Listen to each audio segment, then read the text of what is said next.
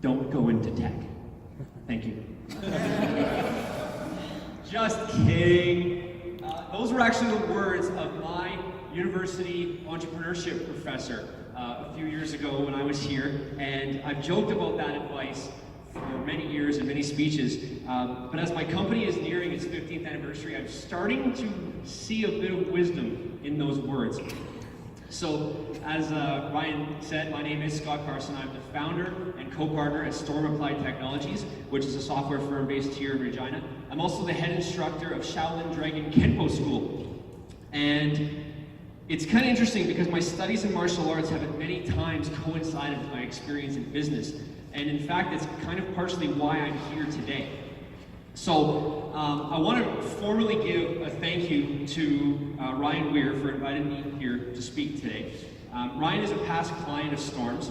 We designed some logos together. The one, my personal favorite, is Whitetail Ridge at Deer Valley. We designed that together. And he just reminded me of my age a few minutes ago. Thanks for that, buddy. I taught his children tennis like eons ago. So it's a very small world in a tight community. And I'm really happy to be part of it. And Ryan in particular has always really been a longtime colleague on the paths that our careers have taken. And there was a recent event that was held just next door over there, and guess what? Our paths crossed again. So after the event, we spent some time catching up, and he was telling me about all the incredible things happening here at Innovation Place, and I was telling him about how Storm and Shaolin Dragon were looking for new facilities. So the more that we got to talking, we started to notice an interesting theme in our stories. And it was the notion of pivoting with the wacky twists and turns that life seems to inevitably bring. So when I speak of a pivot, I'm talking about navigating an industry that changes by the month, while at the same time keeping true to your virtues and growing. That's a fancy way to say not going broke or insane, trying to guess what's going to happen next. And there's actually a lot of times when I look at the tech industry and I think to myself, I should probably maybe think about going into a career that's a little bit more predictable, like, I don't know, weather forecasting. Because that's kind of what it feels like. I'll reference a couple of times when the concept of the pivot has been in the limelight. The first, coming back to martial arts, is from Bruce Lee. He's got an infamous speech called Be Like Water. And he states, "You must be shapeless, formless, like water. When you pour water into a cup, it becomes the cup. You pour water into a teapot, it becomes a teapot. You become water into a bottle, you pour water into a bottle, it becomes the bottle. Water can drip and it can crash. Become like water, my friend." Now, Master Lee is referring to the notion of avoidance in combat. So the idea is that rather than absorbing an opponent's blow head on, you pivot out of the way so as to create an opening for a counter-strike. The second valuable lesson from pivoting is, of course, from season 5, episode 16 of Friends, where Ross is trying to use science to move a new sofa up the stairs of his apartment. The unforgettable quote from that skit, and still an anthem for anyone moving into an apartment today, is, of course, "Pivot!" You know what I'm talking about, you like it. In both cases, the lesson learned here applies to business. The idea is that there is no straight line to your goal. It's a series of peaks and valleys that builds character along the way. And we just heard some pretty amazing peaks and valleys and stories that Brett's building as well. Just to give you an idea of what's happening in the world, did you know that Play-Doh was originally wall cleaner used to remove coal residue? But when oil-based cleaners took over the market, a family member saw how school kids used it in arts and crafts and loved it. The rest is history. Similarly, Nintendo was a playing card company in the 1880s. Airbnb was meant for air mattress, get it, air mattress sleeping arrangements during conferences. Slack was actually a game called Glitch. It failed totally, but it had a killer chat mechanism in it. Closer to home, I had the pleasure of attending a symposium presented by the university, the president of the university.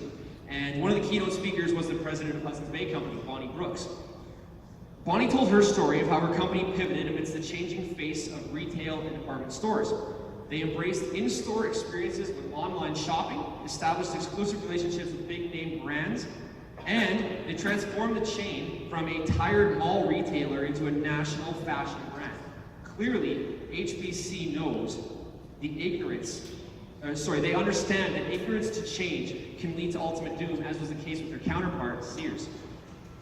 So the roller coaster of gloom, followed by inspiration, applies to really any service-based sector. For Storm, we've been riding it since before the company was even founded. Just before starting Storm, as it's known today, I named the company Storm Applied Information Technologies. Within 1 month, we had such a diverse array of projects, including multimedia and store displays, that I dropped the information, and now it's just known as, today, Storm Applied Technologies. The way that Storm broke free was to be different.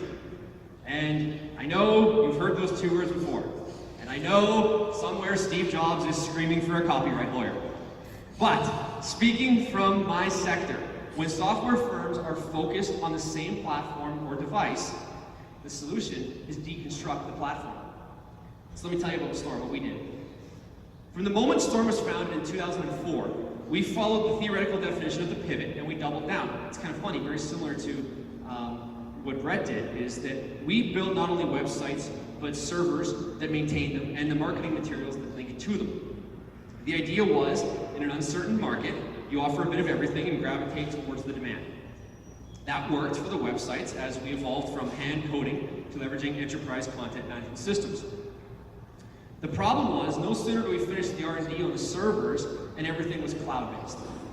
So we repurposed the software from the servers to build secure, automated off-site backups. Now that was good, but on the web side of things, we found ourselves in a world of people who will build a website for a case of beer. That's still our biggest competitor to this day. So we needed to stand out.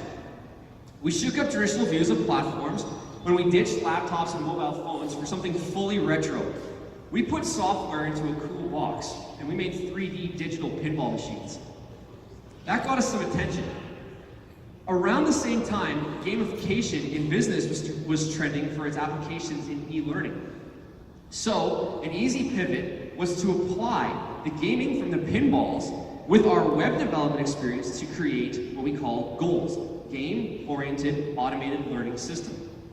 With the e-learning industry valued at $325 billion by 2025, we felt pretty confident in choosing to invest resources into this sector, and we believed there would be clients looking for a product that they could buy and customize. But of course, I'd be remiss if I didn't mention the challenge of any self-funded firm when competing with the SaaS juggernaut. SaaS, software as a service, paints a utopian picture where you don't need to buy and customize any piece of software for your project. No, because there's an app for that. And for only $19.95, and in some cases free, you can have it. So, how are we supposed to recoup our costs in development at $19 per user? That's a struggle. So, we looked inside. And we took a little inventory. We've got experience, established processes, a stable of proven products like goals. So, we found a way to combine all these things to build an interconnected glue of software that we called Skyfire. So while the one-trick ponies out there, as we affectionately call them back at the office, will sell you a single function tool for $19 per month or per user or whatever, and leave you to figure out how to make it actually productive and return your investment, we will sell that tool and all the other tools: website, e-commerce, e-learning, project management, document management, customer management, and backups, seamlessly connected and backed by a proven team. So I hope you see the motivational energy here. In the past, Storm was criticized for not defining what we do. But if we locked in, we could risk becoming obsolete with the changing technology or the global markets. Our flexibility and willingness to pivot have kept us in business through 2 economic downturns and 1.5 decades, which might as well be an eternity in the tech world. We still build logos and write content for clients of any size because we never forget our roots. But now we can plant even stronger and more roots rooted in software. Of course, that might still label us a jack of all trades, master of none. but we'll argue that we have a core with an all-inclusive support structure that makes us stronger consultants.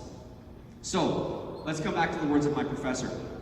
His words were a conclusion based on this assumption that a tech firm is static. In that case, his advice is completely sound. If you only sell Commodore 64s, your days might be numbered. But, actually I should say, I would even underscore that, because if that's all you do, then I would even add to that, not only don't go into tech, but if you're not prepared to pivot, then don't go into tech. And I go even further by saying, either you pivot or you perish. Now, in a previous speech, I spoke about how events in one's life, both awesome highs and catastrophic lows, need to happen in order to bring you where you are. In fact, if you'll indulge me for one more quote, I'll end with my favorite story. It's the Count of Monte Cristo. And in that, the main character is making a toast, and he says, "Life is a storm. You will be basking in the sun one day, crashed upon the rocks the next. What defines you is what you do when that storm comes. You must look into the eye and shout, 'Do your worst, for I will do mine.'" So, that's normally where my speech ends. But as you've heard, that's just where things get interesting. I encourage you to write out your storms. Know when to avoid, when to push forward, when to pause and regroup. But, no matter what, anything that happens in your life or in business, whatever life throws at you, don't be afraid to. Now, say it with me, just like Ross Geller. Everybody say it. Don't be afraid to. Thank you for your time, everybody. And Scott, to put it in perspective, my youngest was 8 when you taught him, and he's 21 now. Feels great.